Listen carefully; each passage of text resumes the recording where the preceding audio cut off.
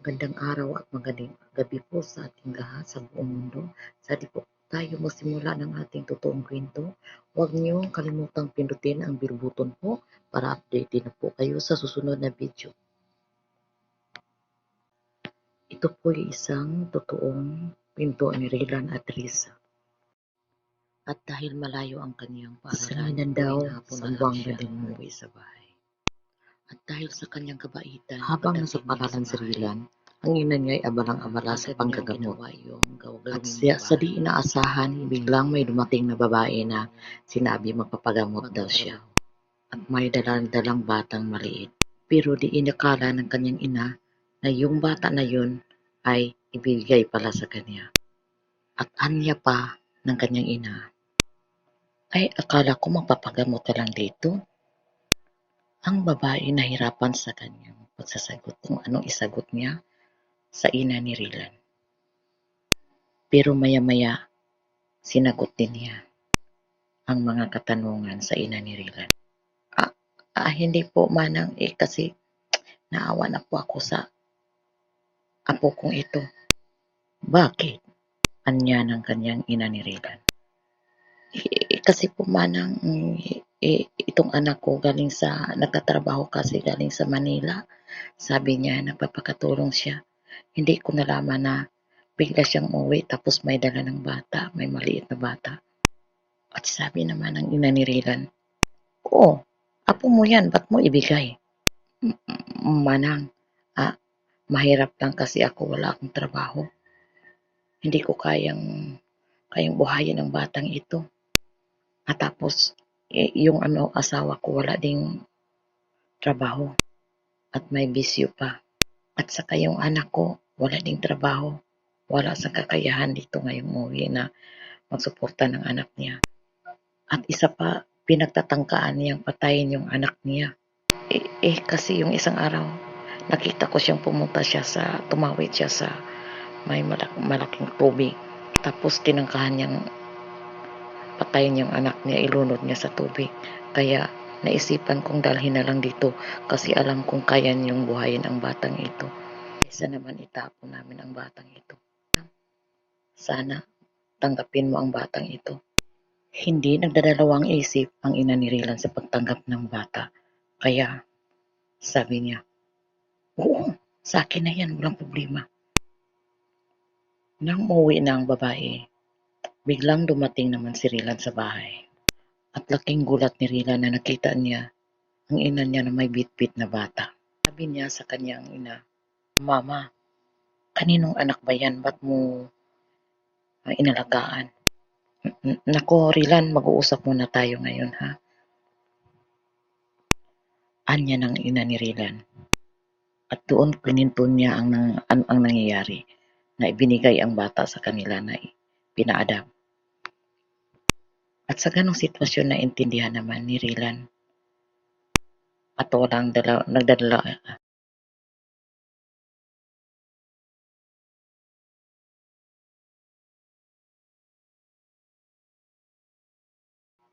at hindi po nagdadalawang isip si Rylan sa pagtanggap sa bata bilang kanyang anak kahit binata pa po siya. At tuwang-tuwa at masaya siyang tinanggap ang batang ito.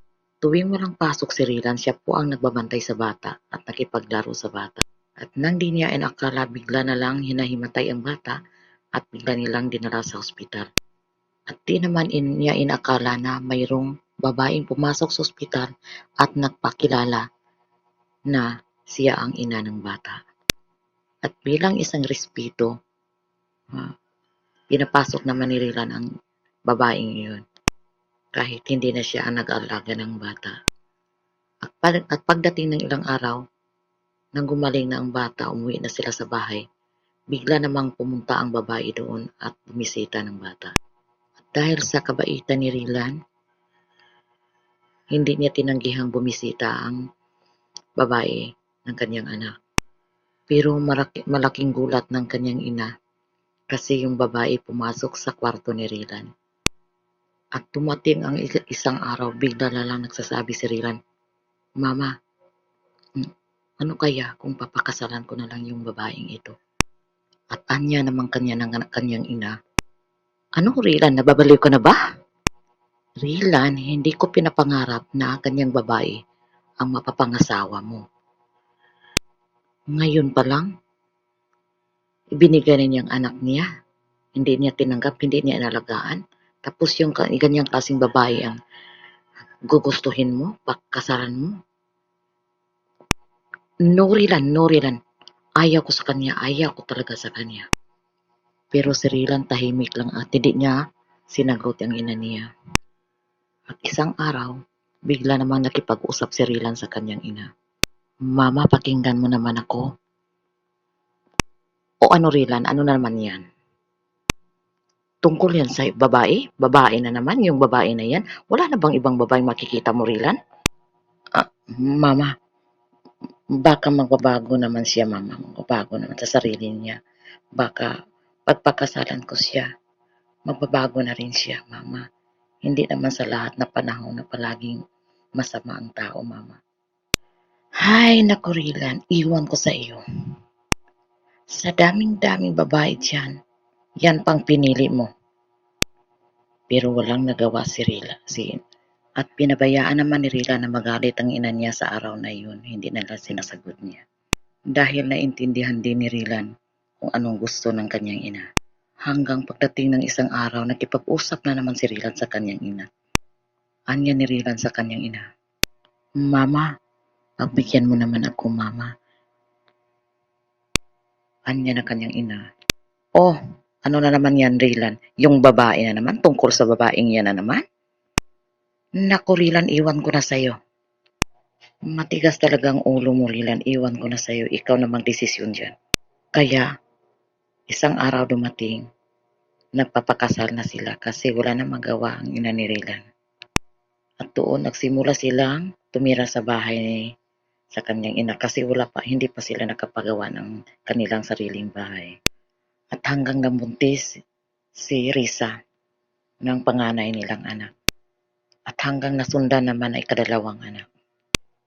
At akala naman ng kanyang ina ni Rilan at si Rilan na magbabago na talaga si Risa sa buhay niya dahil pinakasalan na niya. Kampanting-kampante na talaga si Rilan at ang kanyang ina na magbabago na talaga habang buhay ang si Risa. At dahil tumitigil sa pag-aaral si Rilan, naisipan na lang niyang mag-apply ng trabaho sa ibang lugar. Kaya pinayagan siya ng kanyang ina. At tulak din sa kahirapan na may anak na silang dalawa. Kaya nagpunta siya ng abroad. At ganun pa man, naiahon niya sa kahirapan ang kanyang pamilya, sila ni Risa at dalawa niyang anak. Malaking sahod ang tinatrabahoan niya kahit mahirap man ang trabaho niya. Pero masaya pa rin siya dahil naitaguyod niya sa kahirapan ang kanyang pamilya. Buwan-buwan nagpapadala po siya ng hindi bumaba sa 60,000. Karamihan 80,000 wala pang overtime. At meron pa siyang maliit na negosyo sa Pilipinas dagdag sa panghanap buhay sa pamilya niya. Tuwing mapapadala si Rila ng pera, tumatawag siya sa kanyang asawa at sinabi niya, Risa, andoon na yung pera, hinulog ko na sa bangko. Kunin mo na. Pero hindi niya inakala pagdating ng ilang buwan na ganyan pala ang mangyayari. Anya pa ni Rilan. Hello Risa, nahulog ko na po ang pera. Kumusta na po kayo? Kumusta naman ang mga bata? Pero biglang gulat ni Rilan sa sinasagot ni Risa. Anya pa ni Risa. Ay putang ina ka, huwag ka nang tumawag. Kaya biglang nagulat si Rilan sa sinabi ni Risa. At nag-isip na lang siya ng maigi kung bakit nakaganyan si Risa. Niya kung anong kasalanan niya sa kanyang asawa. Na buwan-buwan naman siyang nagpapadala at mahalaking halaga ang pinapadala niya. Kaya naisipan ni Rila ng isang araw na tumawag sa kanyang kapatid at sinabihan niyang kapatid na pakiramdaman, puntahan sa bahay niya. Pakiramdaman kung anong nangyari sa kanyang asawa, ba't nakaganyan. Pero walang kaalam-alam din ang kanyang kapatid kung ano nangyari sa kanyang asawa. At bilang isang kapatid, sinusunod din ng kanyang kapatid na babae na puntahan at pakiramdaman kung ano nangyari ng kanyang asawa. At doon nahusgahan talaga ng kanyang kapatid. Kasi tumawag ulit si Rylan sa kanyang asawa habang nandoon yung kapatid. At anya pa ni Rylan, "Hello, Risa. Tapos na po ako nakapaghulog ng pera, Risa. Kumusta na po kayo? Nakabili ka na po ba ng pangangailangan ng ating anak?"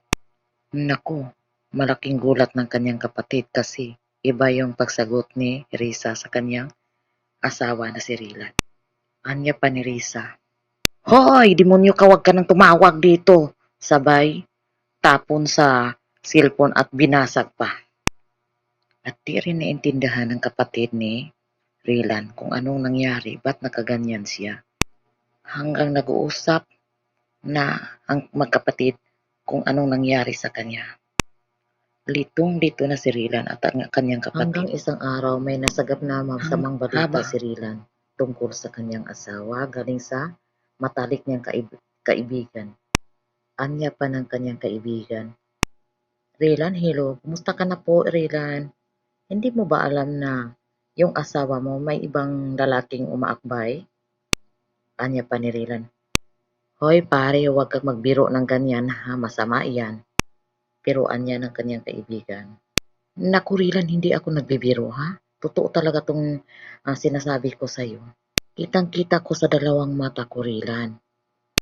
Ganito, Rylan, habang nakasakay ako sa bus na yun, hindi kasi nakita ng asawa mo na andun ako sa likuran nakaupo. Tapos may lalaki na kaakbay po sa kanila. Halos maghahalikan na po sila." Biglang tumahimik lang si Rylan sa narinig niya galing sa kanyang matalik na kaibigan. At maya-maya, anya pa man ni Rylan, "Hello pare, totoo ba yung sinabi mo?" Anya naman ang kaibigan ni Rylan, "Opo pare, kitang-kita ko sa dalawang mata ko talaga." At dahil malayo si Rylan sa kanyang asawa at sa kanyang pamilya, kumuha na lang siya ng isang spy, tumawag siya. At simula sa sa araw na yun, hindi alam ni Risa na mayroon ng taong nag-spy sa kanya. Pinakaramdaman siya palagi araw-araw. At nakita sa kanyang spy na mayroong lalaking napupunta sa bahay palagi, bumisita sa kanyang asawa. At sa tuwing magpupunta yung lalaking yun, alagang-alaga talaga ng kanyang asawa ang lalaking yun. Ginagastusan. Pag maghingi ng pera ang lalaki, binigyan naman ng kanyang asawa. At nang dumating ang isang araw, biglang tumawag si Rylan sa kanyang asawa. At anya pa ni Rylan, "Risa, ano ba tong nabalitaan ko?" At anya naman ni Risa sa kanyang asawa na si Rylan, "Oh, ano na naman yan Rylan? Chismis na naman? Maniwala ka naman sa chismis?" "Nako Rylan, naiinggit lang yung mga tao dito sa palibot ko kasi mapira na ako." Tumahimik lang ng sandali si Rylan, hindi sumasagot. At maya-maya, nagsasalita na naman si Rylan. Anya pa ni Rylan, "Risa, huwag ka namang magalit pa sa sasabihin ko sa iyo ha." Anya naman ni Risa, "O sige, sige, sige, sige, sige, hindi ako magagalit.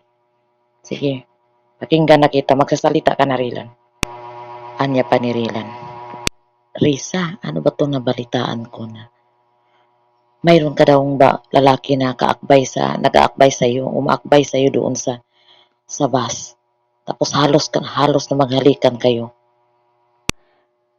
Anya naman ni Risa sa kanyang asawa na si Rylan, "Ay nako, sabi ko na nga ba, maniniwala ka naman sa mga balitang-balitang yan, mga chismis na yan, na walang katuturan. Diyos ko, Rylan, kung gagawa man ako ng masama, naku, magpapakamatay na lang ako, tumalo na lang ako sa malaking bato."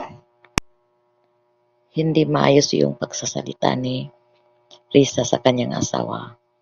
Parang bulol-bulol na siya. At parang halatang halata na ni Rilan ang ginagawa ng kanyang asawa. Pero tumahimik pa rin si Rilan. Pinakinggan lang niya ang kanyang asawa. At dahil ayaw ng gulo ni Rilan, tumahimik na lang siya at hindi niya inintindi yung balita na galing sa kanyang kumpare, matalik na niya kaibigan. Pagkalipas ng ilang buwan, bigla na lang may tumawag kay Rilan doon sa labas ng bansa. Sa Korea siya nagtatrabaho. At anya pa nang tumawag sa kanya. Hello po, Rilan. Musta ka na, Rilan? Rilan, may masamang balita kami para sa iyo. Anya pa ni Rilan. Ano na naman yan? Naku, nakaka-stress. Hindi pa naman madali magtatrabaho dito sa labas ng bansa. Anya na naman ang nagbabalita sa kanya. Rilan, kailangan talagang makinig ka sa akin, ha? Anya naman Rilan. Bakit ano ba yan? Gaano ba yan ka-importante talaga? Anya naman ang tumawag kay Rilan.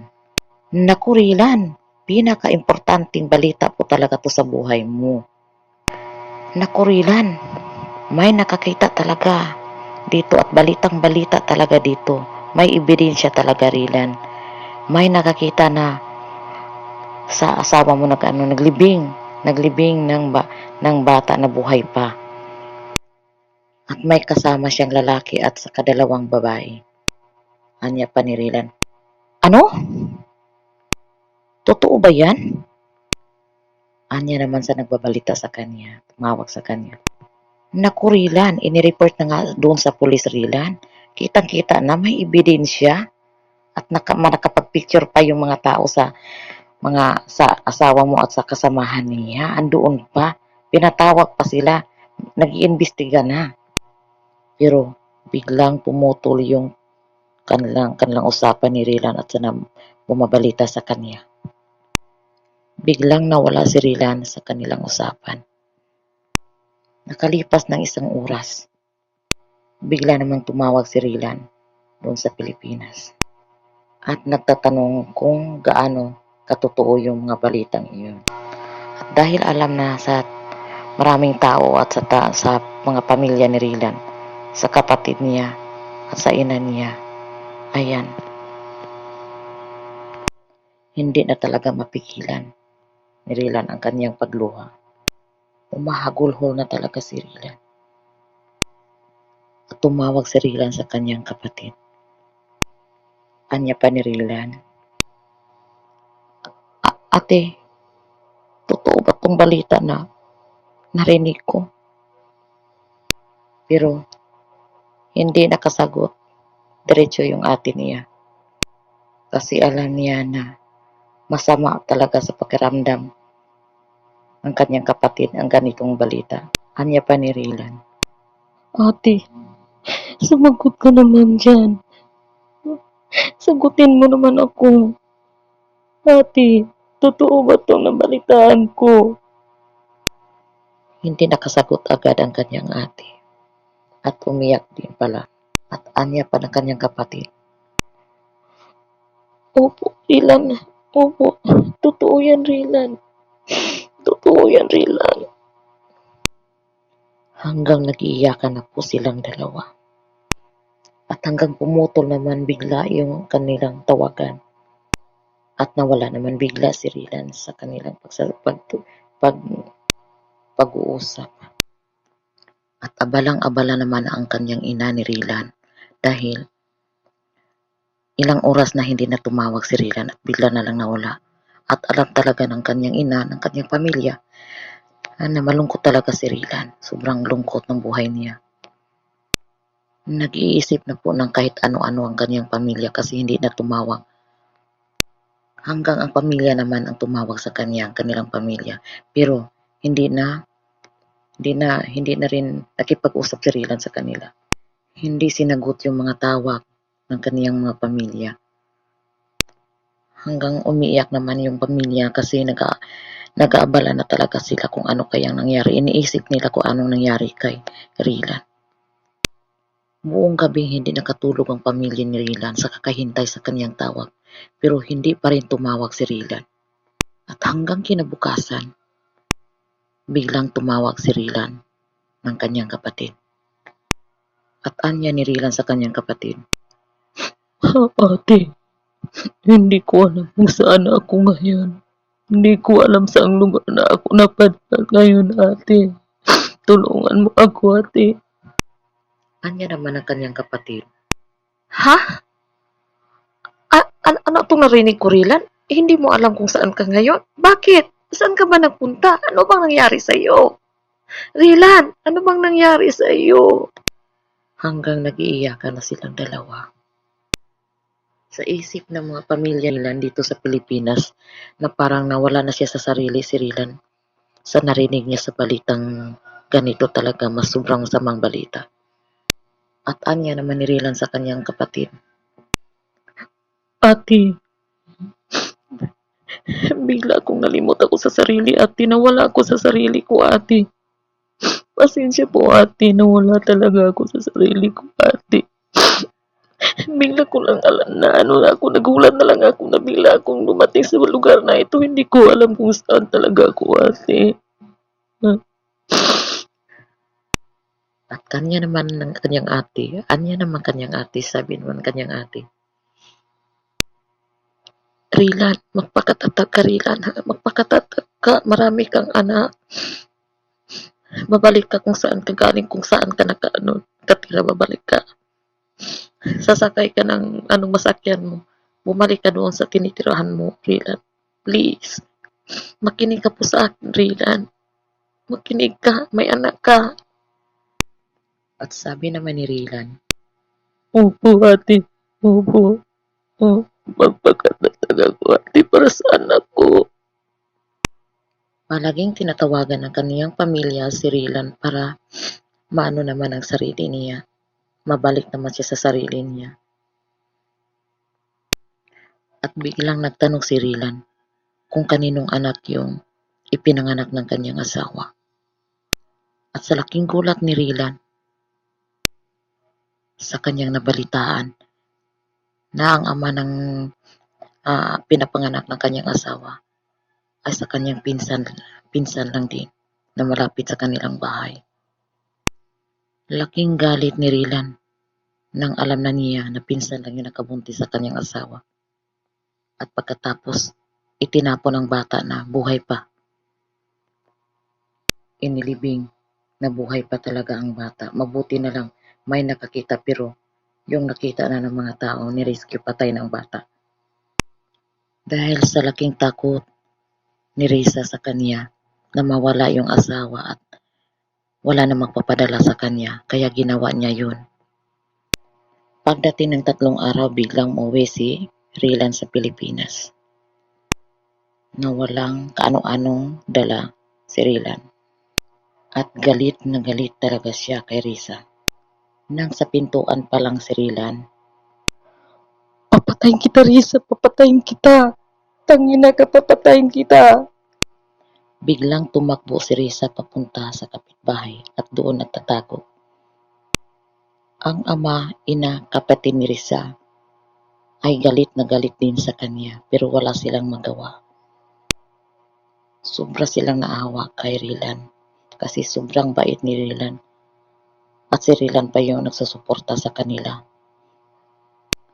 At walang nagawa si Rilan kasi biglang lumabas si Risa sa bahay at nagtatago sa kapitbahay din.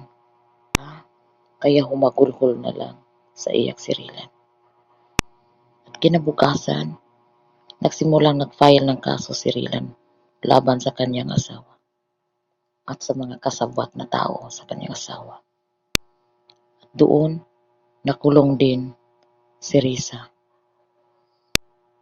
at isang kasamahan niya. Pero ang isang kasabwat na isang midwife ay bigla na lang naglaho. Hindi siya nakulong. Kaya pala nagawa ni Risa ang ganung bagay dahil sa hindi niya iniisip na may Panginoon pa tayo. Ang iniisip niya na ang Panginoon Sa panahon na yun ay ang taong maraming pira. Yan ang sinabi ni Risa. At doon panaya namulat ang kanyang mata nang nakulong na siya. Na yung sinabi niya na ang taong maraming pira, yan ang Panginoon ay hindi pala totoo. At hindi nagtagal bumalik din sa abroad, sa labas ng bansa, si Rylan para magtatrabaho na rin ulit para makasuporta ng kanyang pamilya. Si Risa ngayon ay sising-sisi na sa kanyang nagawa noon. At dahil sa nangyari sa kanyang buhay, ngayon iba na si Risa. Isa na siyang mabait na ina. Hanggang nakakaanak naman sila ulit, hanggang dumami ang anak nila ngayon. Pero hanggang ngayon, hindi pa rin makalimutan ni Rylan yung nangyayari sa buhay niya. At sana makapulot po kayo ng magandang aral sa kwentong ito. At sana huwag tularan ang ganitong gawain. Kung masaya po kayo sa kwentong ito, huwag niyong kalimutang pindutin ang bell button po para sa susunod na upload ko.